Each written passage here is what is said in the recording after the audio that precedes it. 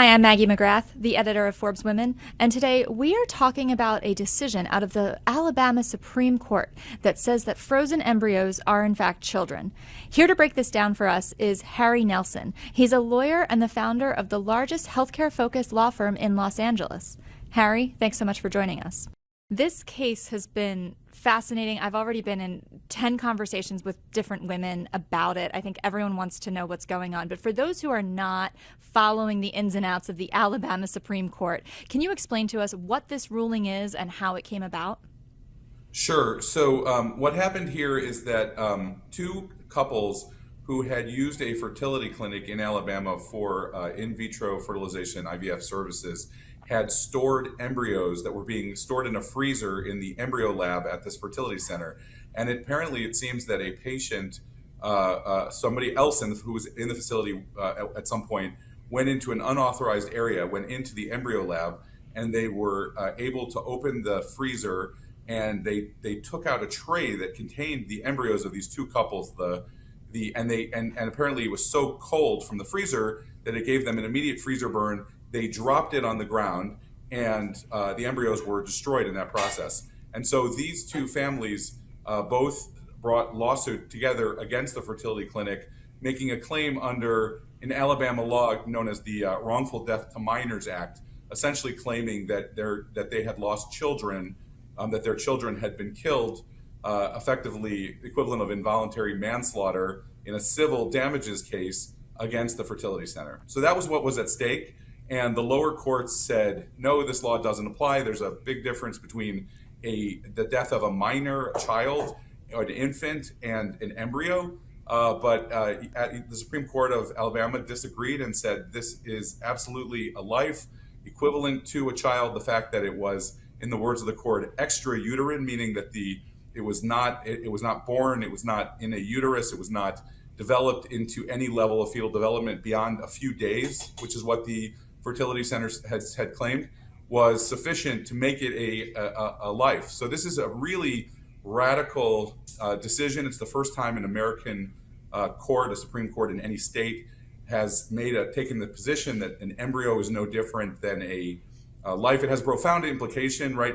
Alabama already is one of these zero abortion states, completely restricting abortion. But now that decision has made a logical extension into the whole world of fertility. So it's questionable whether fertility doctors will want to or feel comfortable to continue to practice, because it has all kinds of implications for what you can and can't do with embryos and what risks doctors and patients may be under in this area. I want to get into those implications, but the first question that comes to my mind is twofold. One of which is, did scientists or doctors testify during this process? Like, have we heard from the medical community about how they think of this ruling? I believe in the lower courts there was testimony, there was medical testimony, I believe, to clarify, on that issue, but the courts basically stopped I believe it was submitted in affidavit form and there was never a trial in these cases, because the lower courts did not believe that you could have a wrongful death of a minor by an embryo. So we haven't gotten that far. Okay, because my overarching question is this a politically motivated decision that we're seeing here? Well, I think a lot of observers are thinking that while it is a tragedy, certainly any parent who's struggling with fertility issues and going to fertility clinics for in vitro fertilization obviously would experience a loss when you had these embryos. But to treat that loss as as equivalent to the death of a child does not seem to most observers like the reaction that most parents would have, and it does seem like a calculated political choice to bring this case. There are a lot of people who believe, and you can count me among them, who believe that this case was brought to make a political point, and the Supreme Court of Alabama in some ways just made a logical move from its previous decisions, in the abortion space to fertility. And the question, of course, is how much. Not only what does that mean for fertility, but what does it mean for everything else? What does this mean for contraception, and how far are we going to go down this chain of treating embryos as life? I was going to ask you those questions, but just to understand where we are in the legal process, is there a chance this gets repealed? Is there a chance this gets undone in some kind of way? And or will we see this at the Supreme Court level, the federal Supreme Court? So it's a good question. There could be a petition for to ask the United States Supreme Court to hear this case. Certainly the Fertility Center has the right to petition the Supreme Court, and the question is whether it's going to be deemed worthwhile by whether there's a chance that the Supreme Court would hear this, and whether the Supreme Court would actually hear it. And I suspect that we will see a petition to the Supreme Court, but I have a feeling that the Supreme Court, that a majority of justices on the Supreme Court do not want to hear this case. That the only justices who would favor hearing a case like these are the ones who have taken more extreme positions, who are sort of, probably supportive privately of this decision. We just saw earlier this week that the Supreme Court declined to take a University of Virginia case on the area of affirmative action, where it looks like 6 of the 9 justices currently don't want to revisit an issue that they just did in the last term, where they already laid out some pretty clear standards on race-based college admissions and did not want to come back and turn back to the subject. And my suspicion is that the Supreme Court has no appetite to touch this. So I think that, practically speaking, this is the law of the land in Alabama, and anybody thinking about getting fertility services or providing them needs to treat this as sort of a final decision. This is the law of the land in Alabama. What does this mean? Let's talk about the couples and people who have embryos currently on ice in Alabama. What should they do? Does this mean they need to immediately proceed with trying to have children, to use the embryos? Should they move the embryos to another state? And can they even move to another state? Or is that something that could be criminalized under this ruling? Those are some great questions. My general feeling is that we haven't yet seen sort of there's been a fear, and I share it, that we may see the end of fertility centers feeling comfortable to operate in Alabama. I'm confident that if it comes to that, if that does happen, there will be arrangements made for the safe transport of embryos. And so I don't think that any parents with embryos that are currently there need to take urgent action to move out of state. So I think there is time to see what's going to happen, and I think there will, under any circumstances, right? Frankly, think about it. If centers did not transport them safely, then they would be committing a widespread killing under the definition of this new law. And on your second question I'm sorry, I lost my train of thought. I apologize. Well, I guess if a couple is assessing their options, is it like, should they immediately have kids? Right? Or should they immediately implant, or what should they? Yeah, how so, are they? So I would say, look, on the issue of immediate decision, I think people have time to assess. Given that these embryos are given the sanctity of life, it's hard to imagine that people will be denied the opportunity or that there will be destruction. Just the opposite, right? The risks for the doctors involved would be something going wrong. So it may be that doctors will not want to handle them and be forced to transport them to another state. On the issue of travel is a really interesting issue. Alabama was one of the states that threatened, certain state officials threatened to prosecute women who traveled out of state for abortions. We've seen a hard pushback on that, and also it's very clear that the right to travel is a fundamental right that all Americans have, and that includes the right to travel for healthcare decisions. And I suspect that it appears that the threats being made by Alabama and other states, state officials in other states, to prosecute is really hollow. And that there really is, it's outrageous that the people are being threatened in the abortion context for traveling to pursue their legal options elsewhere. And I think we're going to see the same. I expect the same here. Parents should not be afraid. But although the problem we're going to see is that what's happening is a lot of cost is being imposed on these families.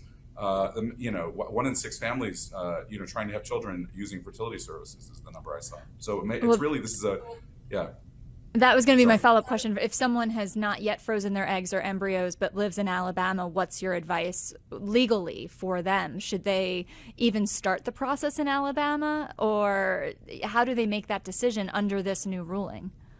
I think it's a hard decision, and I think if people have the resources, to be the financial wherewithal to go to another state where this is not likely to be a controversial issue, this decision makes it a good one to go out of state and to just begin the process in a state where you don't have to worry about decisions like this coming out of the Supreme Court. So I think, unfortunately, there are going to be many Alabamans who don't have that choice, who don't have that luxury, and I think are going to be really have their options limited here and may be forced to figure out what's available. And that's just a sort of a sad feature of this decision.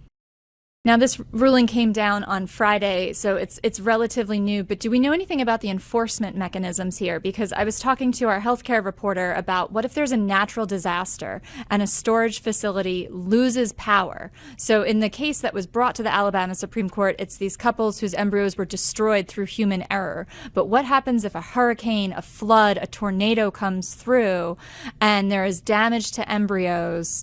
Is the storage facility liable? Is the couple liable? Do we even know the answers to these questions?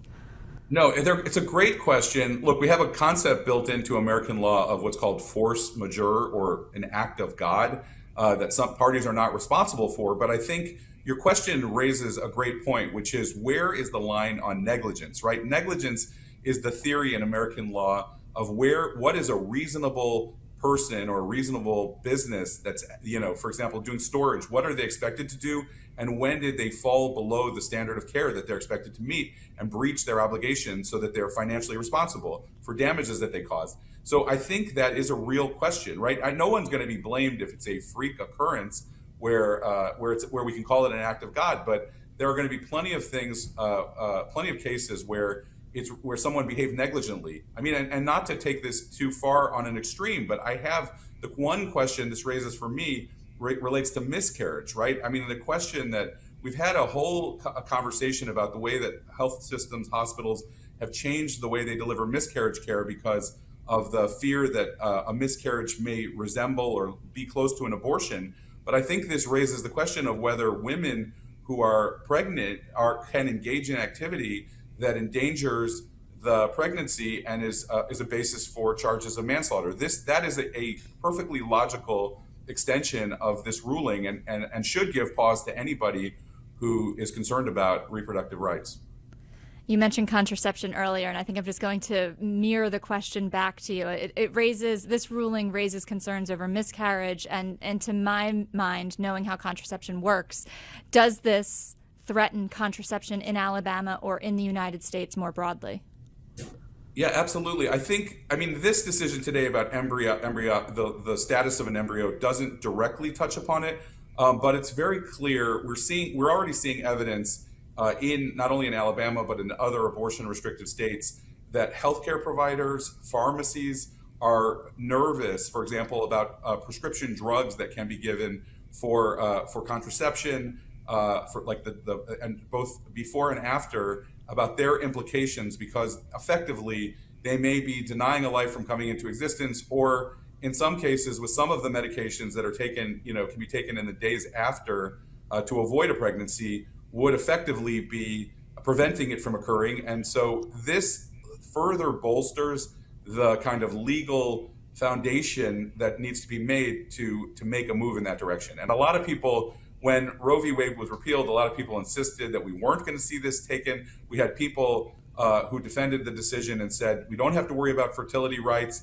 we don't have to worry about contraception. But I think we can see from today that we do have to worry about fertility rights, and we already are having to worry about contraception. And it's certainly not hard to imagine a decision after this one that takes the same kind of really extreme position on contraceptive medications and contraception. Well, after all, how many years did we hear that Roe was settled law? And lo and behold, it was not. So would you say that those who are raising alarm bells that I hear a certain faction of society saying this is about controlling women and limiting women's choices. And then another faction of society says that's overreacting, that's, fear and just completely irrational. What do you say to those warring factions? A lot of people complained that Roe v. Wade offended, it offended the sensibilities of people who believed in the sanctity of life, and that it was a trampling on their rights. And the worry on the other side of people who defended reproductive health access and the right to all of the rights around that, including abortion, worried that we would be in a world of chaos if you took them away. And I think we're seeing it play out. We're seeing that is playing out right now. We are literally, this couldn't be more chaotic for anyone who is considering or in the process of IVF or any other reproductive technology for trying to have a child. So we've created a world of chaos with this decision, supposedly throwing it back to the states. So it's not going to get easier from here.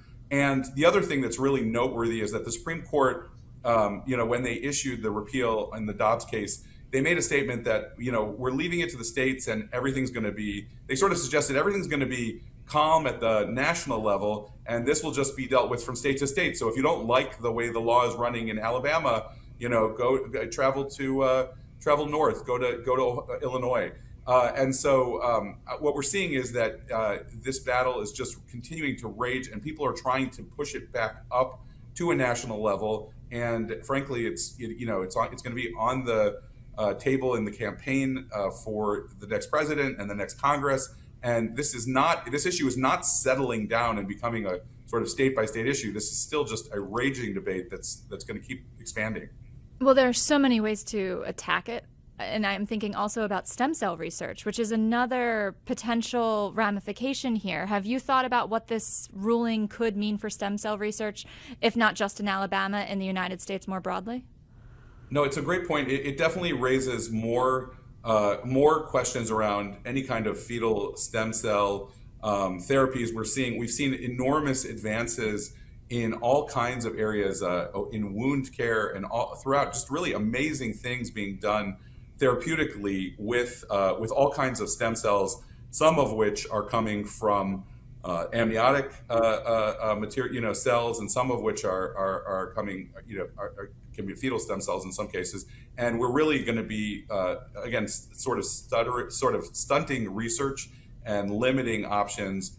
And it's really this should be taken as a threat by anybody who's interested in the whole area of biologics. This is really kind of a profound new way of thinking biomedically about what an embryo represents. Now, you said the Supreme Court seems unlikely to take a case up like this, but let's just say the unlikely case emerges and the Supreme Court does sit with something like this. How would you expect them to rule, and could this Alabama ruling somehow enter federal territory? Look, I don't doubt that there are justices on the Supreme Court who agree with the point being made here, which is that from the moment of conception, a life exists. Whether there are 5 such justices on the Supreme Court is questionable. Right? No one really knows. We've moved to, for many years, John Roberts was kind of the center of the court for decision purposes, and seemed more concerned with stability in American law. And we now have the center of the court is Justice Kavanaugh and Justice Amy Coney Barrett, who are much more unknown. They've been on the court for a much shorter time. They appear to be more conservative, but I don't think anyone knows for certain how they would rule on this. And I think I'm convinced. The only thing I feel confident about saying is that if they have the opportunity to join Justice Roberts and the liberal justices in terms of taking and passing on hearing this case, they will jump at the opportunity to deny cert, as it's called, and decline to review the case, because I think it does push the issue further out and raise really troubling implications, as we're discussing today. This might feel like a tangent, but I was talking to a lawyer about this. In a case of divorce, and if a couple has an embryo frozen, how is that decided? And does the law in the case of divorce see the embryo as property? And if yes, does that then challenge this ruling? That's a great question. I do think that it is that in current law in most states, embryos are shared, are property and shared custody of the couple, and it's a really good question what rights the parties have in the embryo. Frankly, it's not an issue that I've looked at before. That's okay. I came here with a bevy of questions. You've answered a lot of them, and I think my final question to you is, we've talked about the implications on fertility care, on miscarriages, on contraception, on federal law. Is there an aspect of this case that the public and the media is not talking about that you would like to raise to our attention? I think people should be.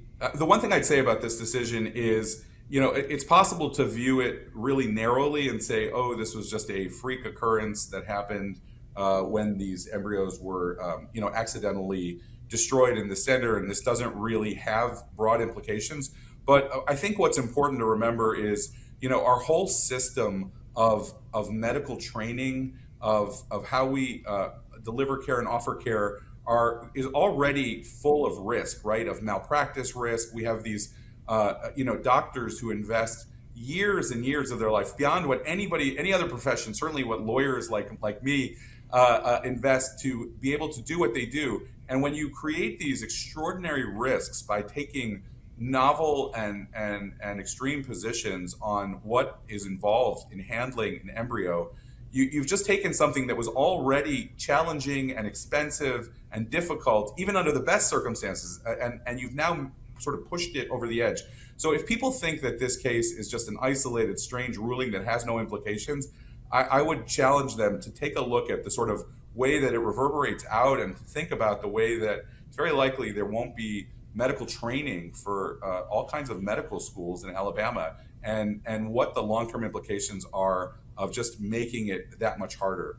So that would be my suggestion.